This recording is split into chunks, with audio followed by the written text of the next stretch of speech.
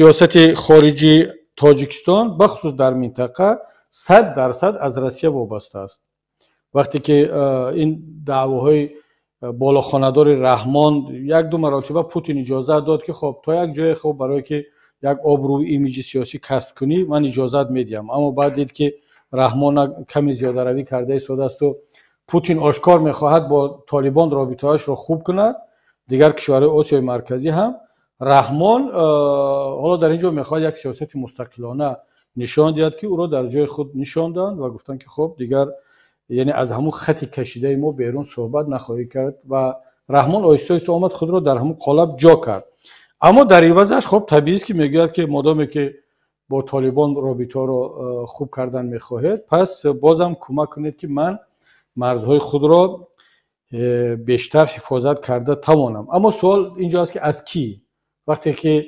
روس‌ها، ازبک‌ها و خود طالبان گفته ایستادند که از طرف طالبان هیچ خطری به شمال ازبکستان، تاجیکستان، ترکمنستان، کشورهای هممرز چی رسد به چین تهدید نخواهد کرد. پس میماند شهروندان خودی تاجیکستان که در اونجا قرار دارند، حالا بیشتر در اطراف انصارالله صحبت می رود، اما این را هم نباید فراموش کرد که در اونجا باز هستند گروه های دیگری که هیچ ربطی به انصارالله ندارند و روز به روز شماره آنها بیشتر شده ایستاده است.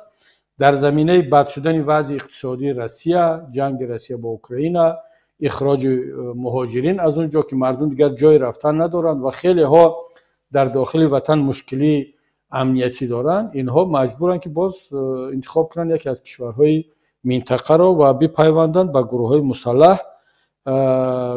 اپوزیسیونی، از آن جمله در خاک افغانستان، از آن جمله در حالا وضع سوریه معلوم نیست که به کدام سمت می رود، شاید به اون طرف باز حرکت کنند بروند، مثل که سالهای 2013 و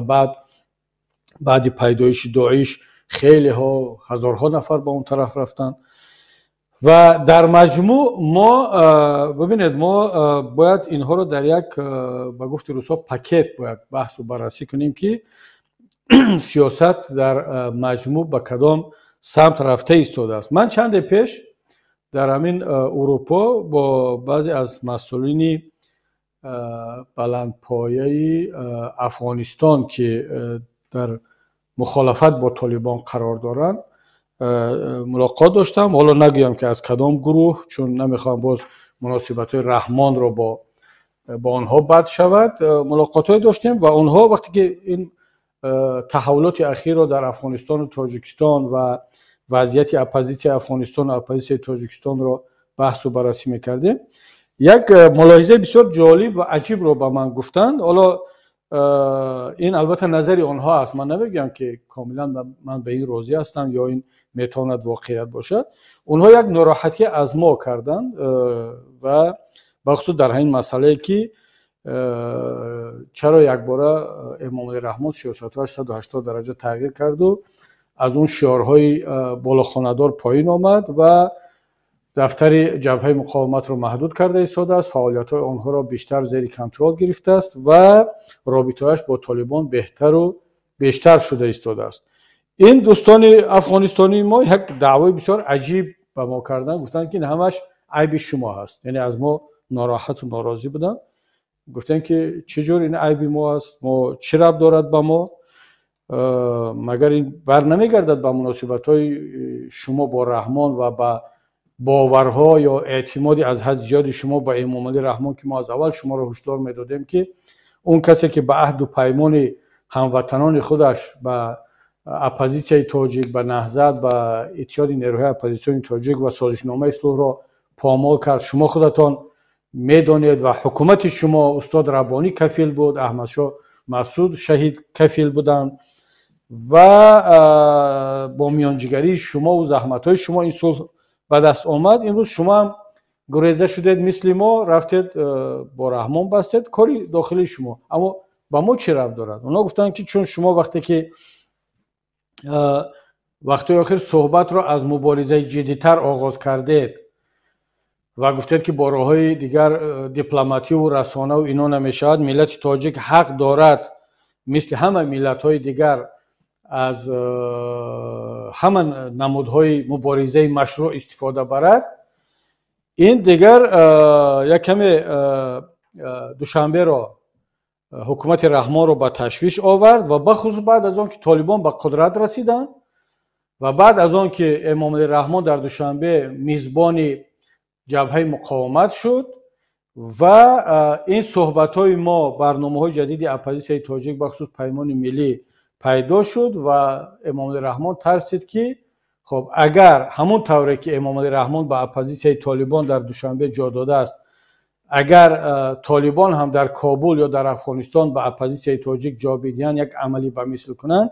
و این هم در پرتو آن که اپوزیسیون تاجیک دیگر جدیتر رفتار کرده ایستاده است،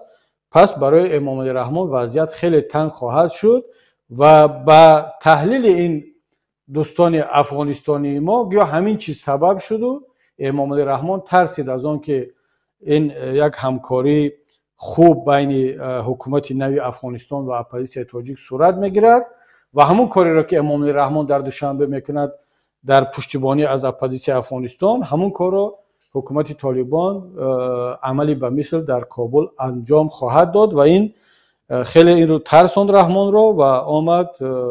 هم وارد گفتگو با طالبان شد، رفت آمد وزیرها شد و جبهه مقاومت را محدود کردند و گفتند که هیچ عملیات ضد طالبان از خاک تاجیکستان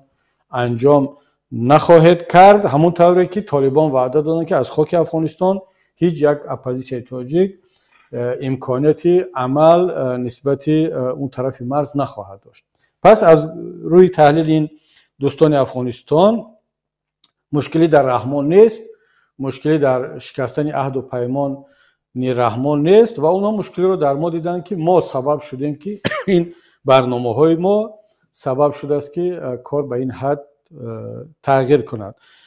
البته من شخصا به این چیز پوره باور ندارم، قسما بله، خب ما نمیتوانیم فقط به خاطر آنکه چند نفر اپوزیسیون افغانستان در دوشنبه راحت بشیند و سیاست خود را دوام بدهد ما یک عمر در خارج باشیم و هیچ دست به هیچ عمل نزنیم. دل خواه کشور منطقه اگر با ما آماده همکاری باشد، من وظیفه خود میدانم که همکاری را آغاز کنیم در چارچوب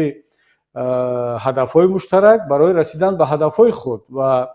همین کار اگر وقتی که اپوزیسیون افغانستان این حق را داشته است، چرا اپوزیسیون تاجیکستان نداشته باشد؟ اگر همون حق را رحمان دارد که میتواند به اپوزیسیون افغانستان جای بدهد، چرا حکومت افغانستان این حق را نداشته باشد؟ در تمام دنیا همه از روی منفعت‌های خودش کار میکند، چه اون منفعت‌های اپوزیسیون باشد یا منفعت یک حکومت. من فکر میکنم که این چیز، این صحبت‌های جدی و این احمقی خود حکومت رحمان و به این نوبت نگرفتن واقعیت‌های منطقه و جهان باعث شد که این تغییرات‌ها به وجود آمد و او را در جای خودشان نشاندن، هم پوتین و هم طالبان و هم اون به خود آمدن یک مقدار. اونا فکر کرد که امام علی رحمان که اگر من ضد طالبان شعار بلند کردم و صدا دادم، دیگر قهرمان در امریکا و غرب و فرانسه و آلمان میشوند، چون اینا همه ضد طالبانند. فکر نکرد که اینا بله ضد طالبان هم باشد، منفعت‌های خود را دارند. هیچ کس دیگر نمیخواد در افغانستان از نو جنگ کند و سربازانش کشته شود و این قدرت را هم دیگر ندارند، این خواهش را هم ندارند. پس امام علی رحمان درک کرد، فهمید که چی حساب کتاب اشتباهی کرده بوده است و من به این دوستان افغانستان هم گفتم که اگر قسما حرف شما هم درست باشد، بله ما این برنامه ها را داریم و حتما خواهیم داشت، آرام نخواهیم نشست و در چارچوب این امکانات ها رفتار خواهیم کرد. اما این معنی ندارد که اگر ما یک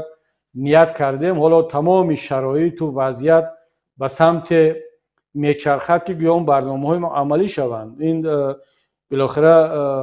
ما هم تا اون درجه مثل رحمان دور از واقعیت نیستیم که یک شعارها پرتاییم بعد